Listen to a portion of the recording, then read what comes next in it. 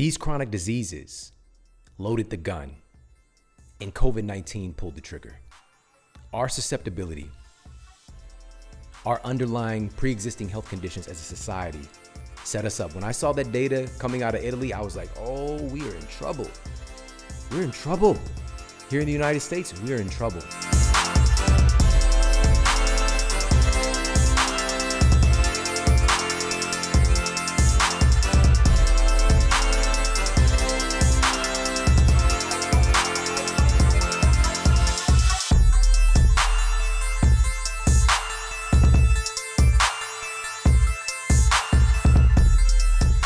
Welcome to the Model Health Show. This is fitness and nutrition expert Shawn Stevenson, and I'm so grateful for you tuning in with me today. This episode, we're going to be talking about the most pressing issue of our time. And there's a statement that you cannot solve a problem that you don't understand. You cannot solve a problem that you don't understand. And to take that a step further, you cannot solve a problem you don't know you have. Right now, we're dealing with a worldwide pandemic, and there are many pieces of this situation that are not being analyzed. It's such a broad, wide-ranging issue with many components. And today we're going to break some of those things down. And it reminded me of a statement, and this was published in the journal Invention Intelligence, referring to Albert Einstein and stating that, quote, often the problem as given is misleading, and you have to work through a mass of data to define the real problem. Often this step consumes more time than deriving the solution. Einstein was quoted to have said, if I were given an hour in which to do a problem upon which my life depended, I would spend 40 of those minutes studying the problem, 15 minutes reviewing the problem, and just 5 minutes solving it. So today we're going to get a better understanding of the underlying problem, the pandemic behind the pandemic. And this starts for me with the report that I talked about back in April when this situation really began to kick off. And it really was alarming. And I wanted to make sure that people knew about this data. And this came from the scientific advisor to Italy's Minister of Health. And in Italy, they were hit very hard by the ramifications of COVID-19 prior to the United States. And we were able to access some data to get a heads up to prepare ourselves in a way that would be advantageous to us if we paid attention to this data. But for whatever reason, it was brushed under the rug. One of the most glaring issues that we were seeing early on, we had early data on, is that one of our greatest susceptibilities as a society, as a human race, was the absolute epidemic levels of chronic illnesses that we're experiencing worldwide. Obesity, heart disease, diabetes, Alzheimer's, cancer, the list goes on and on. These underlying health issues were not being talked about. Everything went to the attention of COVID-19, which, as the data has shown us, has exposed a tremendous weakness of our healthcare system. And what I want to do is reiterate something, and I talked about this back in April when the data came out and how important it was to really get us prepared. And this was from the scientific advisor to Italy's Minister of Health. And he stated that, quote, the way in which we code deaths in our country is very generous in the sense that all the people who die in hospitals with the coronavirus are deemed to be dying of the coronavirus. And this is after thousands of folks had lost their lives. And he wanted to have this point of clarity. He stated that on re-evaluation by the National Institute of Health, only 12% of death certificates have shown a direct causality from coronavirus, while 88% of patients who have died have at least one premorbidity. Many times they had 2 or 3 pre-existing chronic diseases. Now here in the US, we had early access to some data because several other countries had experienced the ramifications of COVID-19 being spread throughout the population. Most notably, Italy was really hit the hardest.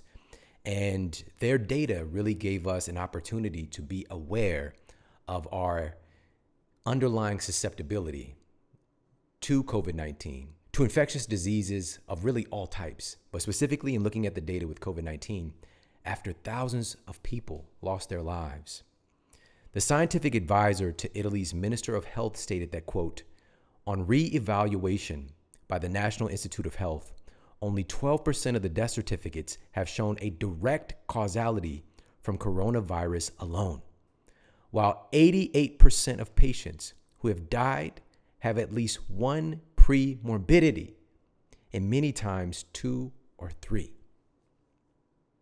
These pre-existing chronic diseases that have become absolute pandemics in our society today themselves have really left us susceptible. And we had this data, and even to take it a step further, and I talked about this the very beginning of the pandemic. This was published in the Journal of the American Medical Association in April. This was back in April. And this analyzed the data of hospitalized COVID-19 patients in New York City, which was really the epicenter of a lot of the turmoil and the fallout. And it uncovered that already approximately 90% of people having severe reactions to COVID-19 were those with pre-existing chronic diseases, with the most common comorbidities being hypertension, obesity, and diabetes. And now, and the real reason that this show is happening today, the CDC just published a report, updated on September 30th, 2020, reiterated what the data has been showing us from the very beginning. Their official report stated that 94% of the lives lost from COVID-19 were in people who had additional diseases. They stated that for each death noted to be related to COVID-19, there were on average 2.6 additional conditions or causes for each death, most notably type 2 diabetes and hypertension. This is not to say that COVID-19 has not been an absolute destructive force in our society. This is to say that these chronic diseases loaded the gun and COVID-19 pulled the trigger. Our susceptibility, our underlying pre-existing health conditions as a society set us up. When I saw that data coming out of Italy, I was like, oh, we are in trouble. We're in trouble. Here in the United States, we're in trouble. And this is why today we're going to take a deep dive and really look at this issue. We're going to get a face-to-face, good look in the mirror at the issues that are underlying so many of the problems we're experiencing today as a culture. We cannot turn a blind eye to this stuff anymore. This is our opportunity to change things right now. But we need to get face-to-face with this problem, and we need to understand truly how bad it is and all the different components so that we can come to a solution. And by the way, with all the quotes that might come from Albert Einstein or from Abraham Lincoln or whatever, we don't know who said it. Whoever did is pretty smart, all right? But in that statement of like, if you've got an hour for a problem, spending 40 minutes on the problem itself, studying the problem, looking at all angles of it, then reviewing your study of that problem, right? And then just spending 5 minutes on the solution. It's because the solution will be much more effective, much more poignant when you actually understand what you're trying to do. You actually understand the problem. And again, the CDC's brand new report has affirmed that 94% of the folks who have lost their lives in this pandemic as a result of COVID-19 had an average of 2.6 additional chronic health issues. We have to get this. We have to understand this, because if we can help to remove the underlying susceptibility, we radically increase our chances of survival, not just from this, not just from COVID-19, but from COVID-20, COVID-22, the next infectious disease that is sure to come. We have to make a change. We have to make a change because we cannot continue to go through this. And I want to get to the real core issues. We have to get face to face with it. And that's what we're going to be doing here today. So there was another report. So early on, we had the report coming from the Journal of the American Medical Association, but they had another report. And this was published back in 2018. This was very recent. And it affirmed that poor diet is the number one factor in these pre-existing chronic diseases. One of our most prestigious medical journals, which now, these pre-existing chronic diseases, again, they affirm that poor diet is the number one factor, has now led to this devastatingly high susceptibility to COVID-19. Recent estimates show that diet-related chronic diseases cost the U.S. economy a staggering $1 trillion each and every year. A recent study published by the American Heart Association shows that cardiovascular disease alone will exceed $1.1 trillion within the next few years if left unchecked. And this places a crushing economic burden and health burden on our nation's financial and healthcare systems. Now, I just want you to wrap your mind around how much $1 trillion is. That's 999,999 billions plus one more. Another one to add that DJ Khaled there. That's what $1 trillion is. All right. It's just inconceivable. The U.S. healthcare system is a $4 trillion a year industry. There is a lot of money in play, and we're going to understand some of the dimensions of this today more than ever. And right now, Americans actually spend twice as much money on healthcare than they did in the 80s. Yet we are exponentially more diseased and unhealthy. We're spending twice as much money per person. How are we sicker? Something's not adding up. Something's not adding up. We're going to do like Sesame Street level math today and figure out what the problem is. For example, when I'm talking about our health is exponentially worse, even though we're spending far more money, today, 1 out of 3 Americans is clinically obese, which is twice as many as 3 decades ago. Twice as many people in just 3 decades.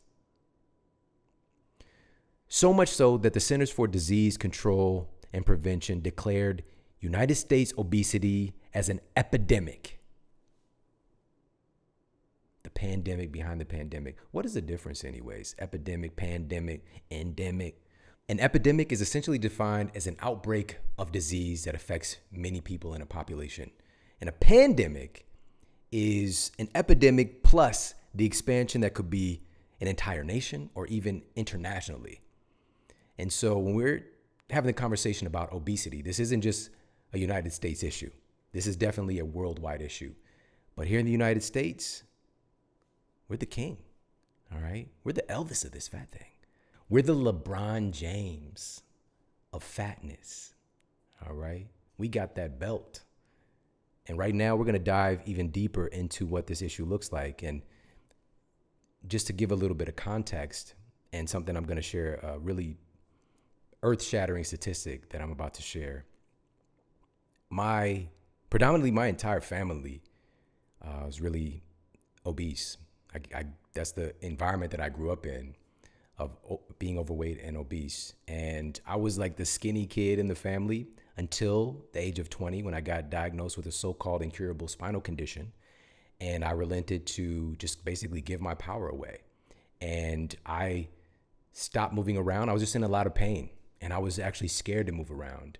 And I was continuously eating what I call the tough diet, the typical university food, TUF diet. And with my level of inactivity, my fat genes kicked on. They were there. They kicked on with a vengeance.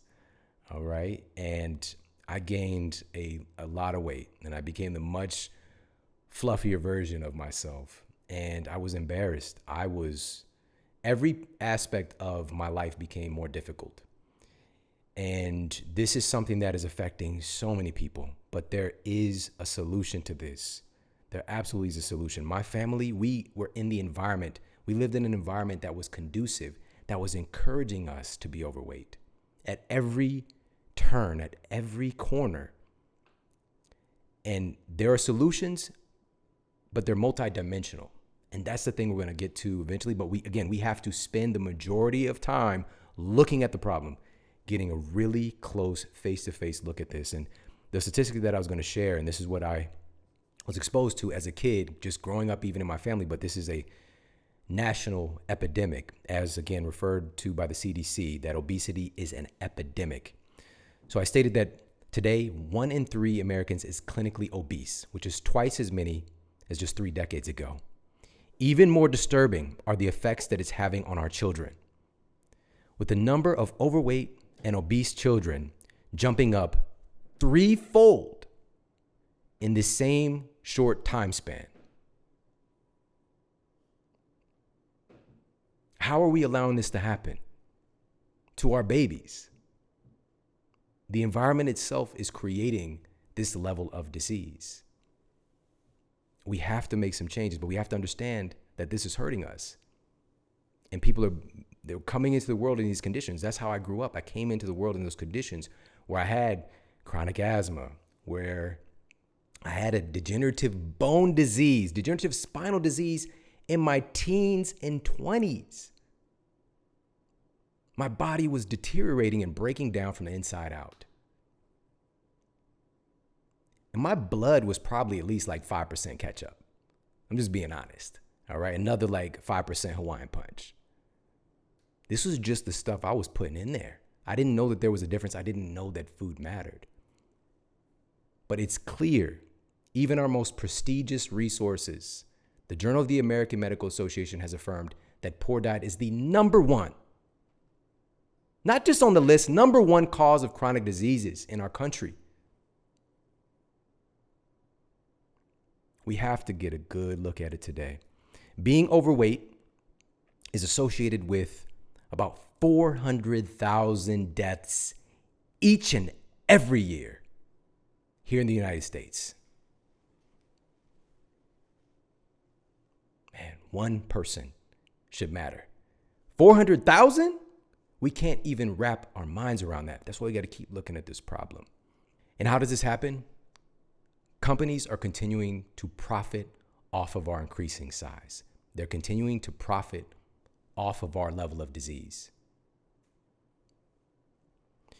There's an underlying susceptibility that's not being addressed in this conversation about COVID-19. There's a pandemic behind the pandemic, and it's gone on long enough. According to the U.S. Department of Agriculture, the average American consumes, listen, 156 pounds of added sugar every year. 156 pounds of added sugar. That's added sugar. That's not even the naturally occurring sugar in the food products we're already eating. That's added sugar. Unbelievable. Because, of course, there's going to be people who only consume 50. So then there's people who are consuming 200, 250, 300 pounds. This is happening. But we've created the conditions. We have allowed the condition to be created where this is even a thing. The average American consumes 133 pounds of flour each year, according to the U.S. Department of Agriculture Economic Research Service. What is flour? Just like with sugar, this is getting converted to glucose in the blood. This is sugar in our bloodstream. It's literally changing the way that our bodies work. The accessibility. Why do we have even access to these amounts of sugar? It's everywhere we turn. And we're going to dissect that and talk a little bit about it. But on top of that, the United States has the highest consumption rates of soda in the world. Whether you call it pop, whether you call it soda. When I was a kid, we even called it sody. All right, Missouri, little sody. Some people call it Coke. Some parts of the United States, it doesn't matter if it's a grape soda. Give me a grape Coke. No matter what you call it. We're number one. We're the king, LeBron, of soda. In addition to that, the consumption of fats has changed radically. The types of fats that we're consuming. And these fats are what are actually the composition of our body fat cells has changed dramatically. And we talked about this on a recent episode with Dr. Kate Shanahan, who's like the foremost expert in this domain. And she shared that in looking at biopsies of human body fat from about 100 years ago, the makeup of our fat cells was about 2 to 4% PUFAs, or polyunsaturated fatty acids. PUFA. Sounds like puffy to me. PUFAs. And these are what are largely found in what we call these, quote, vegetable oils, which are these highly processed seed oils. And she talked about how they're made. And it's just like, it just blows your mind that we're allowed to consume these things. But here's the thing. In taking biopsies, again, from about 100 years ago, our fat cells were about 2 to 4% because there's some naturally occurring PUFAs that are all good. When we talk about these PUFAs, it's not broccoli oil. It's not kale oil. These are highly processed, refined seed oils. And we went from 2 to 4% of our body fat being made of these PUFAs to today, approximately 15 to 30% of our body fat is made up of polyunsaturated fatty acids, which these polyunsaturated fatty acids are correlated. The higher consumption is correlated with high rates of heart disease, high rates of obesity, high rates of diabetes. And she gave a really great analogy. In this change in our body fat in the last 100 years, if you take any ingredient in a recipe, because we went from 2% to upwards of 30% of the ingredients, the recipes that makes up our body fat cells. If you take a recipe and you add 10 times the amount of one ingredient, you have a completely different outcome in the recipe. You have a completely different substance that's created. And as far as us as human beings, we're not even the same thing anymore. Our body fat is literally not the same thing anymore. We've become something else. The recipe has changed. The ingredients that make up the average human has changed. We're something else. We're something else entirely. Now, these are just looking at some of the statistics as far as obesity is concerned and what our body fat is made of. And again, looking at these problems head on, let me talk a little bit about one of the results of this problem. Being that these issues are so prevalent today, right now here in the United States, nearly 70% of Americans are on prescription drugs. Nearly 70% of Americans are on prescription drugs. And I remember when I was working in my clinical practice, I was having patients coming in, clients coming in every day. And I remember there was a guy, and I'll never forget this. He came in, he had a couple of health issues that we were working with. And he brought in, he had his, on the intake form, you list your medications, and we were having a conversation. And what I would do is when I'm working with a patient, I'm taking them through how the disease is created. I'd basically reverse engineer, like if they have diabetes and they're on metformin or whatever the case might be, we go back and look at, okay, here's what happens when you consume sugar and the path it takes to your bloodstream, to your liver, the beta cells and the pancreas, like how does everything work? But in a way that it makes sense and it's fun for them to understand. They have this revelation moment. And I would love to see their eyes light up and just like, that makes sense. But before we got to that part and we were just going through some of the data, and he was just like early 30s. He might have been 30 years old. And when I was talking about the number of medications that he was on being abnormal, he looked at me, he was like, so you're not on any medications? And he was literally dumbfounded. He couldn't believe that I wasn't on any drugs. Like everybody that he knew, they're just on some kind of a medication. And that makes sense because 70% of the United States population is on prescription drugs. But we can live in a bubble sometimes and don't realize it's happening. And let me be clear, prescription medications have their place. Absolutely. But as we're going to define and continue to look at today, oftentimes what we're taught when we go to conventional universities here in the United States is pharmacology. We're not really taught health. We're not taught about, again, the number one cause of chronic diseases in the United States is poor diet. But yet, our medical professionals are not taught about diet. Does this not compute? This has to start making sense. This has to start becoming a priority. We have to remove the cause of the disease so we stop treating it with drugs. Drugs can be life-saving in some instances, especially in emergency situations. But for the treatment of chronic diseases, we're literally band-aiding. We're putting a band-aid over a gaping wound. So that's one of the underlying issues that's being overlooked. Approximately 70% of the United States population is on prescription medication. To look at another dimension of why this is, why are we in such a dire place that so many people are on medication, that so many people are experiencing chronic diseases here in the United States? With right now, currently, we have about 200 million United States citizens are either overweight or obese. Again, we cannot really wrap our minds around that. About 125 million United States citizens are diabetic or pre-diabetic. Right now, that's the issue that we're dealing with.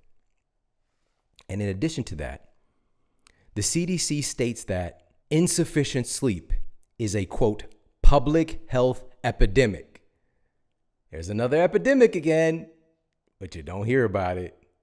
The CDC has been stated this. Why is this not a focus, especially right now? The study conducted by the CDC found that approximately 115 million Americans are regularly sleep deprived. And the impact of this sleep deprivation is far-reaching, affecting so many areas of our lives. And this is highlighted in a study published in the Canadian Medical Association Journal, demonstrating that sleep deprivation is directly linked to an inability to lose weight. While another study published in the journal Sleep, there's a 14-year study, discovered that folks who were sleep deprived were twice as likely to die prematurely from heart disease, stacking conditions against us.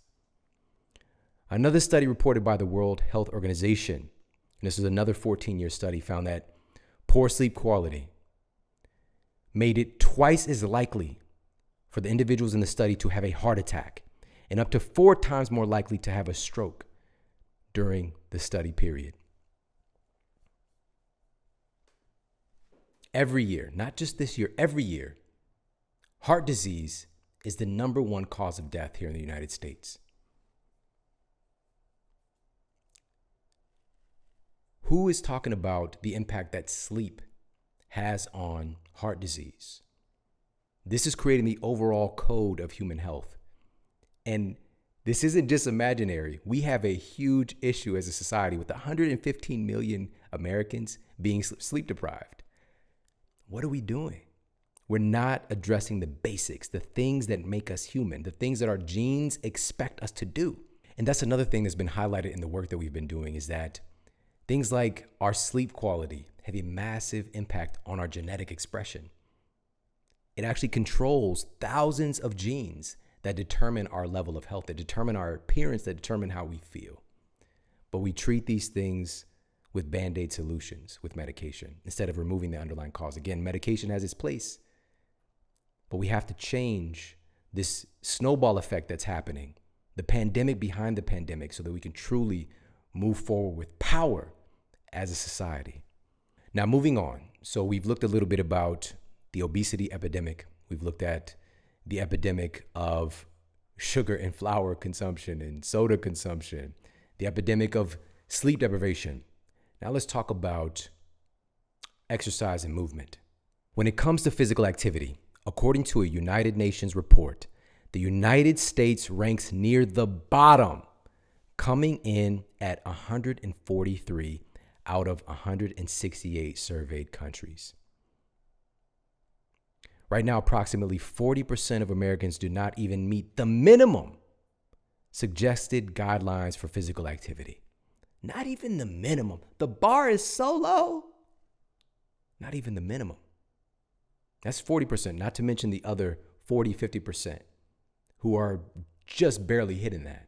A peer-reviewed meta-analysis published in 2012 on sedentary behavior risk found that our nation's sedentary behavior was associated with a 112% increased risk of developing diabetes.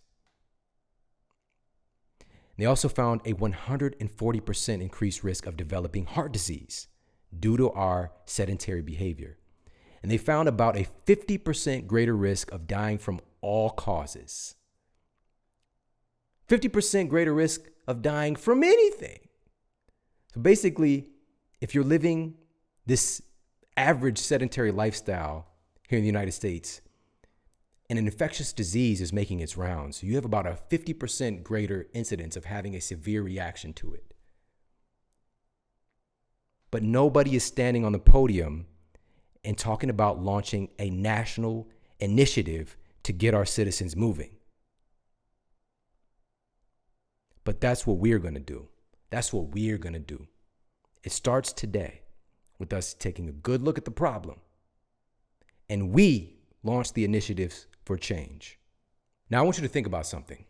Since the stay-at-home orders were in place, since the pandemic started and the shutdowns have taken place, are we more or less active as a society? You already know the answer to that. We're far less active as a society. Are we sleeping better or worse since this all began? Many people are their goal is to finish Netflix. They're not getting on a regular sleeping routine. It's perpetual Tuesday. It's Groundhog's Day. All right? We're Bill Murray. We're all Bill Murray in this situation. And also shout out to Palm Springs. It's a new kind of twisted version of Groundhog's Day. Hulu. Andy Samberg. All right, just a little nugget put out there. But either way, it's just perpetual, repetitive, day by day. We've lost so much of our structure. We were already chronically sleep deprived and very erratic in our sleep patterns, and now it's just grown even more. What about our nutrition? Has that improved during the pandemic, or has it greatly decreased? You know the answer to that. Our nutrition has greatly decreased. We did an episode very early on because I had the stats. I saw the numbers of the sales dollars going to processed food companies. It's just skyrocketing. One of the big ones was literally about to file bankruptcy. And then the pandemic hit. They got a resurgence. Made a ton of money for processed packaged foods. These are the underlying issues. Has it been made worse? Are we now worse off and more susceptible? That's what the problem is. We didn't look at all pieces of the pandemic behind the pandemic to ensure that we, as a society, are prepared for what's to come. So let's look at something else that's really interesting. Another really important part of this equation.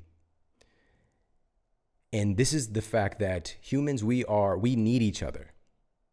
We need each other. We evolved together in tribes. When you take that away, we start to devolve. We become something else. And this was not highlighted right now. This was already seen very clearly in the data, in that we are actually more disconnected than ever. In fact, the former U.S. Surgeon General, Vivek Murthy, says that loneliness is one of the greatest health problems of our time. And his massive amount of research concluded that there's a, quote, loneliness epidemic that's having a devastating impact on our overall health and lifespan. There's that epidemic word again, but nobody listens. Epidemics, pandemics behind the pandemic. Who knew loneliness being a problem with our health? Why? And we'll continue, of course, to dissect these things and do entire episodes dedicated to all of these subjects and masterclasses on them. But the reality is that human connection is one of the things that literally helps to determine what our hormones and our neurotransmitters are doing. Human connection is needed for diversification of our microbiome. Interacting with other humans is like a little bit of a light workout for your immune system. Like a nice little walk. A little nice healthy walk. We already talked about how important being active is when we look at the numbers of folks who are sedentary and some of the ramifications of that. So we need to move. We need to be walking. We need to be moving our bodies, but we also need to interact with humans. But of course, this has created a situation where we don't know if that's safe. But my mission today is for us to look at, did we go too far? Did we create a bigger problem with the way that we try to solve the problem without fully understanding it, or at least looking at all the pieces? So our relationships, how we connect, we have the illusion of more connection through our online friends, right? Our Facebook friends, the people we have on social media. But for many of us, it's a very superficial connection.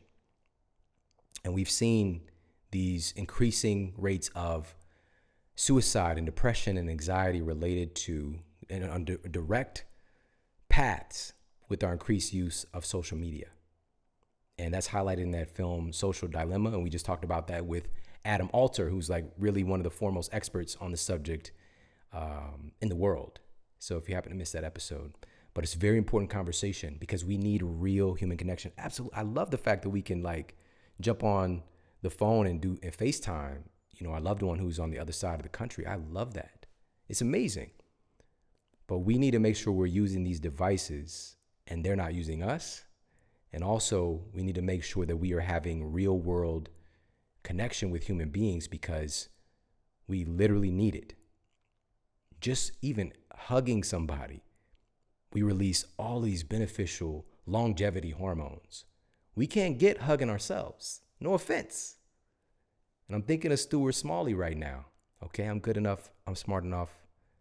And gosh darn it, people like me. All right. We can love ourselves, but we also need the love from other people. We need to extend love. We need to give love and receive it. Our health depends on it. So we have to find an intelligent way to make sure that this is happening, especially moving forward. There's so many dimensions of this. Again, this is not just some guys.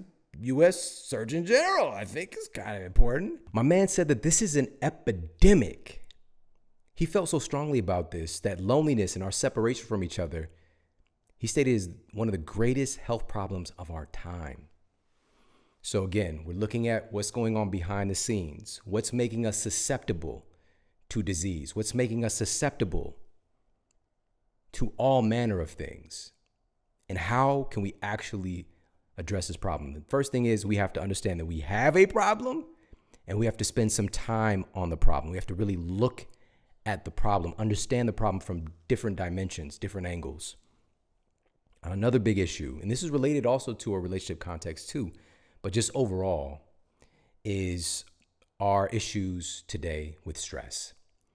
Now, we've done episodes on this, one of them with Kelly McGonigal. She's one of the leading experts in stress. We'll put that for you in the show notes as well. But we have to understand there's an underlying premise behind stress because we see stress as like, I'm just kind of stressed or maybe like a little bit of a feeling. But stress literally, especially excessive stress, changes our biochemistry. Truly, every thought that we think has correlating chemistry that's released in our bodies. There's a change in our hormones and our neurotransmitters and what every cell in our bodies are doing when we're stressed. Even in your pinky toe, even in your toes. Your thoughts affect what's happening and the information they're receiving. And didn't you just think about your toes right now a little bit? It's the power of the human mind. Where's our attention?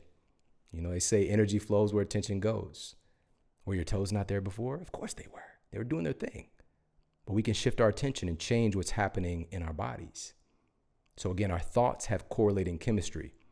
And when those thoughts become excessively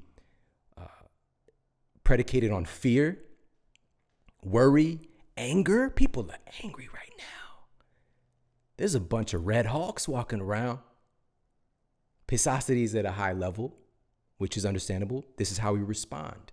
When life is changed, when there's so much uncertainty, when there's a lot of fear. There's a statement that I heard from Wayne Dyer many years ago that just like an orange, when you squeeze an orange, orange juice comes out. That's what is in the orange. And when life squeezes you, what's going to come out? What's going to come out is the thing that you are really made of, the main ingredient in your response, in your psychology. When life squeezes you, what's going to come out? Anger? Sadness? Fear? When life squeezes you, what's going to come out? And we can train ourselves, unlike an orange, to have something different come out when life puts the stress on us, when life squeezes us, because life inevitably will. But right now, life is trying to fresh press us for real. It's being able to understand these things and understand ourselves so that we can make the adjustments necessary. But we have to take a look at the problem. We have to know that this is a thing. And what this is when we're talking about stress is related to psychosomatic illness. And psychosomatic illnesses are physical illnesses. These are physical illnesses that are caused or even aggravated by mental factors such as internal conflict or stress. And some of the well-documented psychosomatic disorders resulting from stress include, again, these are well-documented: hypertension, respiratory ailments. Respiratory ailments. What is COVID-19? It's defined as a hyperinflammatory, specific lung-targeted hyperinflammatory condition. We are a pre-inflamed society with our chronic diseases. The root, if we're talking about obesity, hypertension, there's a huge component of inflammation. But just our thoughts and our level of stress can aggravate respiratory conditions. Also, they noted, well documented, psychosomatic disorders caused by stress, gastrointestinal issues, migraines, ulcers, and more. We know that stress can actually cause these issues or make the conditions worse. Now, do you think that the stress that we're experiencing right now as a society has gone up or down since the quarantine began? Has stress gone up or down? It's gone up. It's gone up for hundreds of millions of people. But again, nobody's standing on the podium and talking about how much this matters and talking about the psychosomatic component of this. We saw an increase of hospitalizations for folks who had COVID-like symptoms that didn't have COVID. Just the fear around it. We can create problems in our bodies. And definitely we can make things worse. So has fear contributed to any of the fallout? I'd say so. I think it's pretty clear to see. And it matters. We matter. Our bodies are so powerful. Our minds are so powerful to affect change instantly. We are so powerful. But if we're not instructed on that power, and instead our attention is focused out there, we need something out there to come and fix this situation. We need some kind of artifact. We need some kind of apparatus to save us. We need some kind of a drug to save us. And relent our power and don't understand every thought you think has correlating chemistry. Your mind is the most powerful pharmacy in the universe. But have you ever been taught how to use it? Most of us here today in this society have not even close. We've been taught to give our minds away to those in the screen or those at the office with the education. Not understanding that if you take a very smart person who goes to school for 8 years, 10 years, and you teach them the wrong thing, they become world-class at teaching and doing the wrong thing. But we're entrusting our health to people outside of us. And please believe, I've been in this space for almost 20 years. My colleagues, so many of my colleagues are physicians and nurses and people doing coding, and the list goes on and on. So many different dimensions of healthcare. These are some of the most loving, caring people in the world. But again, if we're not given the right information, the right training, if your only tool is a hammer, everything's going to look like a nail to you. That's why we need to diversify our tool belt so we can start to have the appropriate tool for each condition instead of just throwing drugs at it. We can do better than this because clearly what we've done has not worked. But this is our opportunity to change it. Never before have we had such an opportunity to change the systems. And again, today we're looking directly eye to eye with the problem. Excess stress is closely linked to heart disease, obesity, immunosuppression, and more. And in talking about immunosuppression, this is very important because the FDA actually fast-tracked, and I mentioned this quite a while ago, pharmaceutical drugs to treat COVID-19 that target natural killer cells in your immune system. Your own body's natural killer cells have been found to be very effective at killing coronavirus infected cells. So they fast-tracked the drug to target the natural killer cells. Now, the thing is, the things that you do in your life can either improve the production and performance of your natural killer cells, or it can suppress them. This is well noted in the data, yet this is not being discussed. And stress is one of those factors. A peer-reviewed study published in the journal Stress and Health found that there's a significant correlation between the capacity of individuals to cope with daily life stress and their natural killer cell activity. Folks who don't cope well with stress have significantly lower natural killer cell activity. One aspect of our adaptive immune system that's noted to be very effective at killing COVID-19, we suppress it when we're stressed.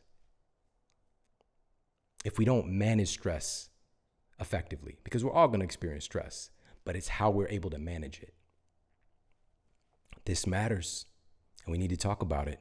And now moving on and looking at why some of these issues aren't being addressed. We're peeling another layer of the onion. We're looking at another dimension of the problem that has us in this situation right now that we're currently experiencing as a society. And this is highlighted in a recent study published by Johns Hopkins. And it was going and looking at the leading causes of death here in the United States and highlighting something very important that is massively overlooked and unchecked. The number one cause of death here in the United States consistently is heart disease. The number two leading cause of death here in the United States consistently is cancer. The number three cause of death here in the United States consistently is something called iatrogenesis, or physician-created death. That is the third leading cause of death here in the United States of America. This isn't just made up. This is real. We have to talk about this so we can fix it. Because all the people that I know who work in the healthcare system love people. They want to save lives. But clearly the way the system is structured does not work. And it's one of the leading causes of death.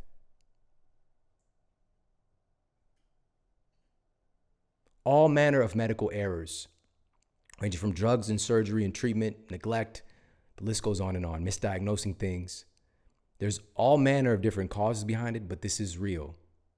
Iatrogenic death is the third leading cause of death here in the United States. This is the same system of health we're banking on saving us.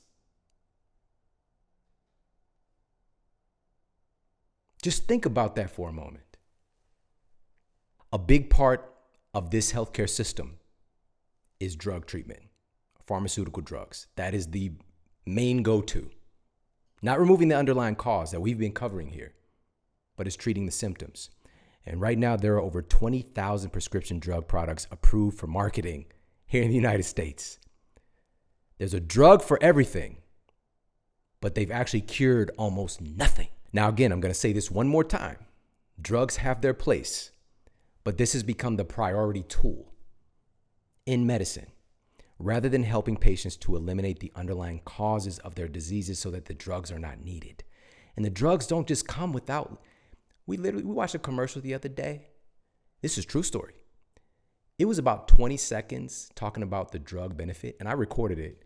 And it was like 2 minutes of side effects. 20 minutes on the solution, but they're, the guy's like on a boat, he's sailing, and they're just going on. Anal bleeding and death, and they're just listening to side effects. They're like, oh, I want to go boating. It's just like we've accepted this as normal. They've normalized this, the marketing of drugs to us. Our children are getting marketed to from an early age by these absolutely treacherous processed food companies. And they're seeing these drug commercials, getting programmed, and it's become normalized. The reason they list all of those side effects today when they didn't used to really be like that is because they can cover it in a lawsuit. Like, we told you, you might have some anal bleeding. We told you. We told you, you might die. Now, here's the truth. The very nature of pharmaceutical drugs creates an added dimension of stress on the body. We already talked about the impact of stress. But specifically, many of the most common drugs are well noted to cause liver damage. And this is because your liver is the organ most responsible for drug metabolism. You cannot live without your liver. Live. It's in the name. Live. Often referred to as a second brain. On average, so we know 20,000 prescription drugs are approved for marketing right now. But on average, about 4,500 of those drugs and devices are pulled from the United States shelves every single year. Every year. It's just a rotation. These recalls are the same products that were actually approved by the FDA. The same ones that are approved get recalled. 4,500 a year. And in many cases, they're widely ingested or injected before they're recalled. A report published in the International Journal of Health Services found that in a recent 17-year time span here in the United States, unsafe drugs were prescribed more than 100 million times in the United States before being recalled.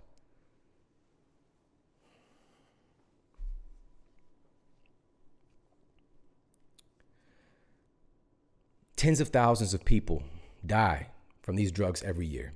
Millions injured. And they just recall them and they replace them with new ones. That's the system that we're existing in. It doesn't work and it's not okay. And I need you to take a good look at this problem today. And we have to stand up and do something about it. Now, I mentioned earlier that currently there's about $4 trillion spent in healthcare here in the United States. Even with our dismal results, $4 trillion, there's so much money in play. It's absurd. And we have to understand that we are existing in a system that keeps people dependent, ignorant, and sick. We're the sickest nation in the world. We're the sickest nation in history. It doesn't work, but there's a lot of money moving. There's a lot of people making a lot of dollars off of our sickness. Our current sick care system, I can't even call it healthcare. Our current sick care system operates via the farming of sick people. Without sick people, everything falls apart. But this is why we have to change it. The system, it's not even broken. It was designed this way. We have to create a new system. We have to take ourselves out of it and demand that a new system is created. How is this supported? How is this keeping this revolving door of sickness and sick people in this system? Well, we have a system here in the United States of government-supported sickness. In an effort to show you the money, shout out to Jerry Maguire, Cuba Gooding Jr. All right, show me the money, Jerry. In an effort to show you the money, I want you to take a look at the government assistance for these processed food companies and what's actually going on behind the scenes. We're going to take a little peek behind the curtain here. From 1995 to 2010 alone, the United States government handed out $170 billion in agricultural subsidies to support the production of major commodity crops and foods that largely show up through the drive-through window and processed food companies. Now, does that mean that this is actually affecting us somehow? Like, is there some data on that? So $170 billion given to these companies as subsidies. Our government investing in it. How is this affecting our health? Well, we actually have data on this.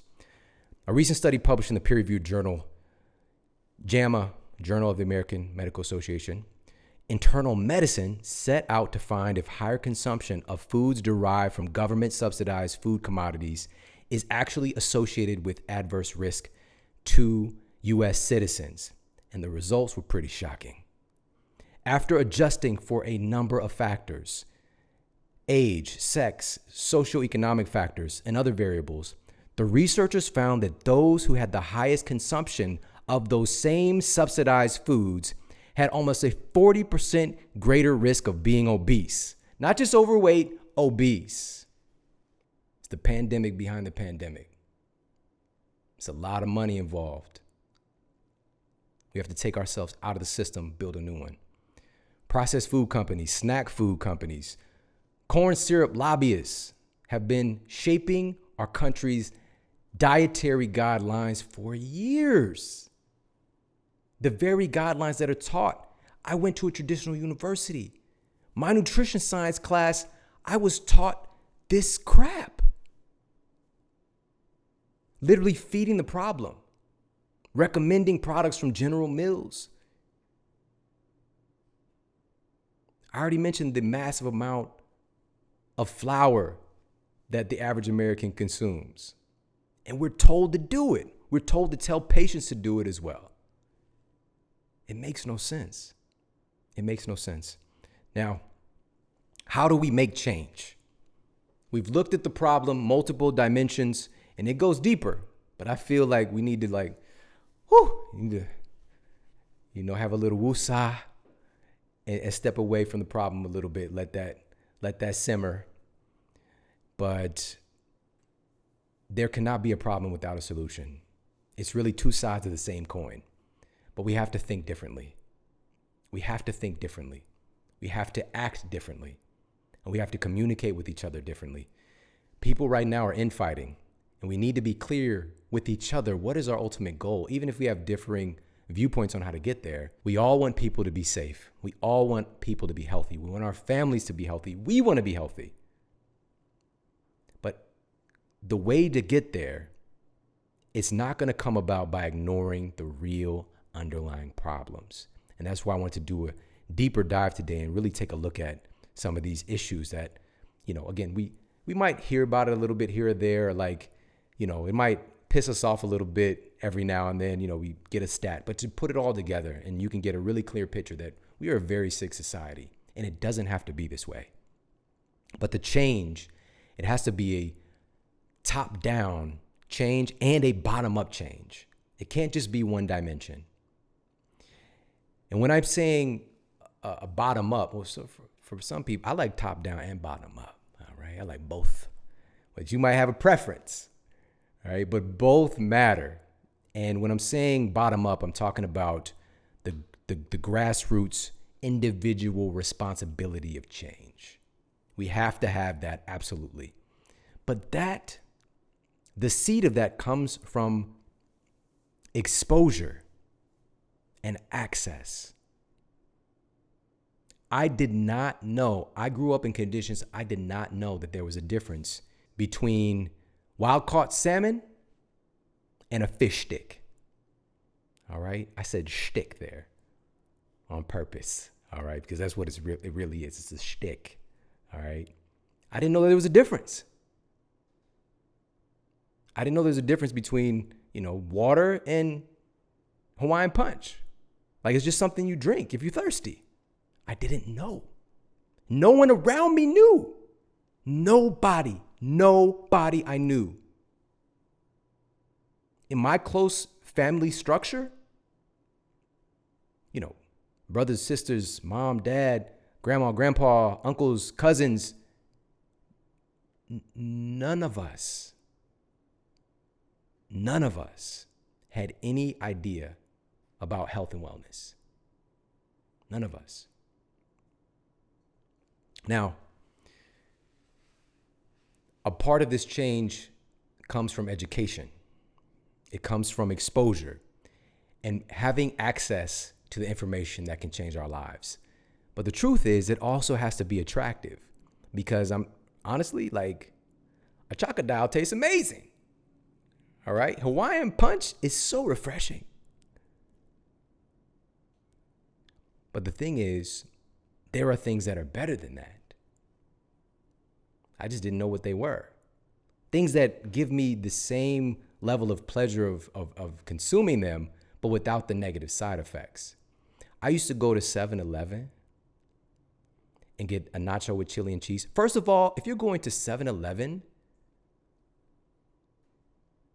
to make a nacho, you already have some serious life issues. All right, so that was me already. And the chili came from a pump. You pump the chili out.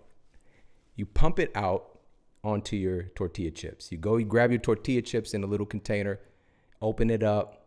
You go to the chili pump and you pump it out. You pump the chili out, and then you go and pump your melted cheese product out as well. I would do that. All right, maybe throw a couple of jalapenos on there, maybe a couple, not too much. And I would eat that. I love the way when the chips just get a little bit soggy. It's what I would do regularly. And the crazy thing is, within an hour after having my delicious nacho with chili and cheese, fresh out of the pump, I would start to experience what I didn't know at the time was indigestion and heartburn. It's just like I just felt really bad. And you know what I would do? Instead of stop consuming the thing that was hurting me, I just drink a white soda. A little 7-Up, put that on top of it, simmer it down. This is how I grew up. I was in this environment where I managed sickness from something I'm consuming with consuming something else that hurts me as well. I just needed exposure. I needed to learn what else there was, but it needed to be delivered in a way that spoke to me. And right now I've been in this space of health and wellness for almost 20 years, which is absolutely crazy to be able to say this. And through this work, I've been able to reach and impact the lives of millions of people. And this is the power that we all have when we say yes. And this is the power of an idea. And there's a trickle down effect because all of the reach, it's not just the individual person who you impact, it's all the people that they can impact with that knowledge. And this is why now more than ever, we have to speak up. We have to stand up. We have to understand how powerful we are. And there's a statement that has stuck with me since the very first time that I heard it, that there's nothing more powerful than an idea whose time has come. And right now we're in the midst of one of the most challenging times in human history due to the pandemic behind the pandemic, our lack of health and wellness, primarily if we're looking at what has been confirmed in the most prestigious journals here in the United States, that the number one causative factor behind our epidemics of disease, of obesity, heart disease, diabetes, the list goes on, is our food. And I made it a mandate. For the past 2 years, I've been working on a resource to address this problem. I've been obsessed with going into the data, and I can tell you, one of the things that's been left out of the equation for so many years, there's this idea from health professionals, there's this idea from major publishers, from major media, that people simply aren't smart enough to get it. You need to dwindle this down to the bare bones basic. Eat this, not that. Just tell people what to eat. And I said, no, people need to know this. They need to understand how this actually works. They need to get educated on how their body works. It doesn't have to be complex. It's the fault of the system that makes it complex. We live with our bodies all the time. We can all be experts on this amazing entity that we all live in, and we have the right to. But it takes a shift in our education. And so in diving into the research and making it a mandate and really standing up to say enough is enough, I am going to create something so that people truly understand how this works. And, with the success of my first book, Sleep Smarter, and becoming an international bestseller, and it's published in like 20 different countries now, and all the lives impacted, the publishers and agents are reaching out, Shawn, when's the next book coming? When's the next book coming? No, we have to do this right. We can't give people this cookie cutter crap anymore. I'm done. That's over. It's time for change. And so in this new book, my next book, which is coming soon, and this is the first time I'm announcing this, my new book, Eat Smarter, We're taking a look at how food impacts our lives in a myriad of ways. It's not just about weight loss, but we have to understand how that works. And for the first time in book form, I'm actually taking people through and showing exactly how our metabolism actually works. And we're talking about all the different dimensions, like where does fat even go when you lose it? Like, does it go to outer space? Like, we break all of these things down in a fun and informative way so that we have the tools and insights, and specifically understanding how each bite of food that we eat, what are the specific foods and nutrients that directly impact the entire cascade of metabolism, because there is a massive amount of data on these things. What controls the fat burning hormones and fat storing hormones and neurotransmitters involved in the process of changing our body composition? People have the right to know this. And the very nature of a book can make it spreadable at a massive scale. And so putting that together in a way that is fun, entertaining, easy to read, but massively important, massively informative. There's nothing more powerful than an idea whose time has come. And this is the book for this time. This is the knowledge for this time. But it's not just about our body composition. This is a crisis in our country today, a crisis worldwide, and we can change it. We have to give people the tools to do it. But food isn't just food, it's information. And the foods that we eat have a cascade of effects that affect our mind as well. The first section of the book is dedicated to the science of food and metabolism. The second section of the book is dedicated to how food affects our cognitive performance. And there are the very best nutrients and foods that directly affect our cognition and our brain health.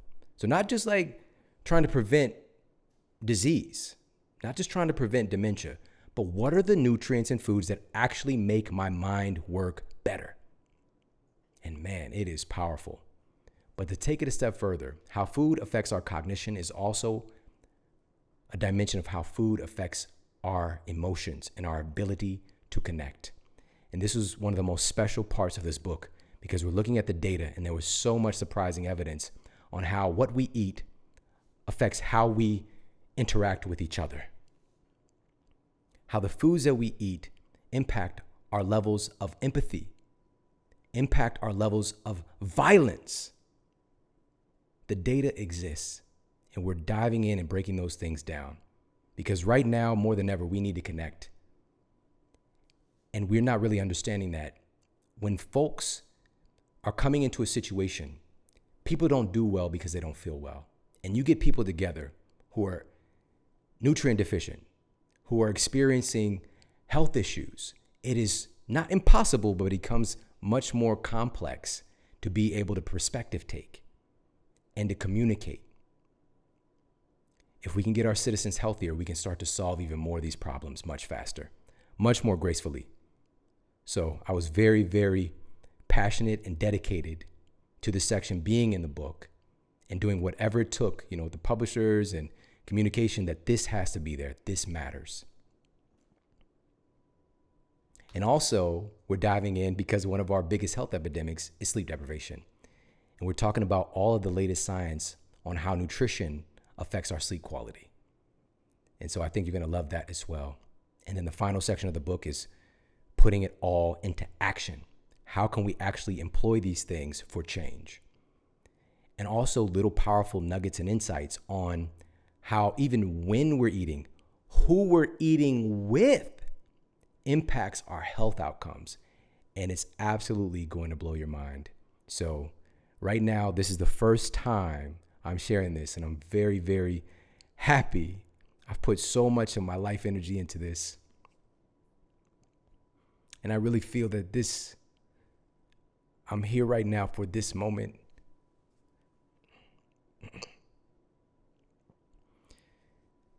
And so I'm very grateful to be able to share this with you today.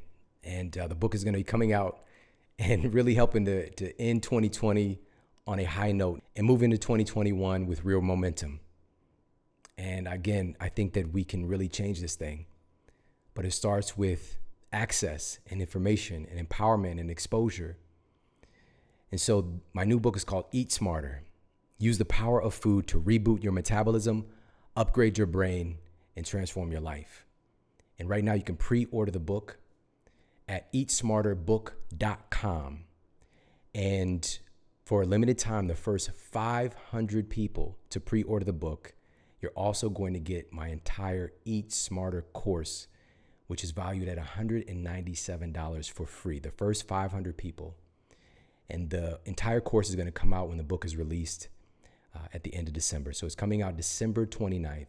That's when the worldwide release is taking place. But pre-order the book right now so we can get this momentum going, start this movement, and just invest in you. And again, it's eatsmarterbook.com, where you can pre-order the book right now. The first 500 people to pre-order the book. So you might want to pause this and go and pre-order the book right now. You're going to get access to the entire Eat Smarter program. And just in general, everybody's going to get access who pre-orders the book to a brand new mini course that I just created.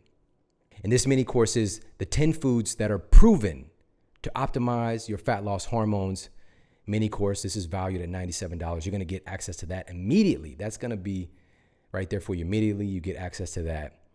And it's a 10 video mini course. And we're talking about the most potent foods backed by peer-reviewed evidence to optimize your fat loss hormones. Plus, you're going to discover the most effective ways to utilize them in your day-to-day life. All right, so that's eatsmarterbook.com. And again, there's nothing more powerful than an idea whose time has come.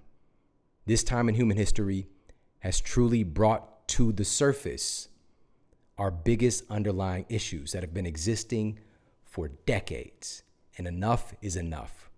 But change is not going to just happen on its own. Change is going to happen through us demanding change, for us getting educated, for us walking and talking and being the model, being the example of what's possible, for us taking care of our friends, our families, and our communities individually. It's up to us. Removing as many people as possible from that system so we force a new system to be built. And even in the book, I talk about this top-down and bottom-up change and how to affect change at the corporate level, how to affect change at the government level.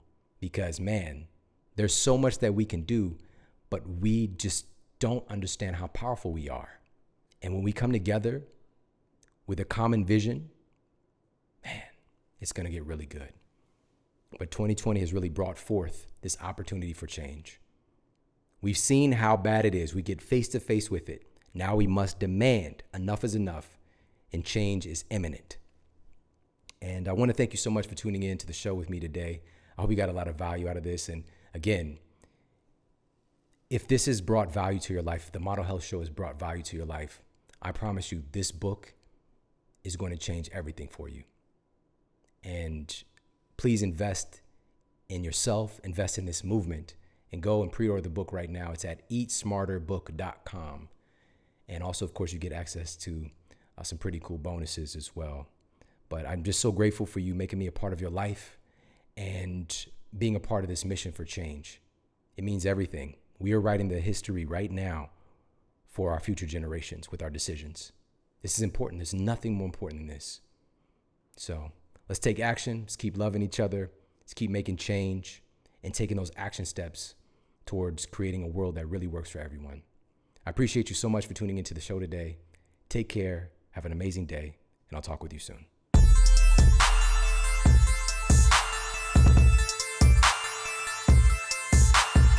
How do you get ready? He was like, Jim, I don't have to get ready. I stay ready. I'm like, whoa, it's good to be Will Smith, right? He's about determination. He does the work. And because I believe the life you live are the lessons you teach. The life you live are the lessons you teach others. It's not what you say, it's what you show, right? It's not what you promise, it's what you prove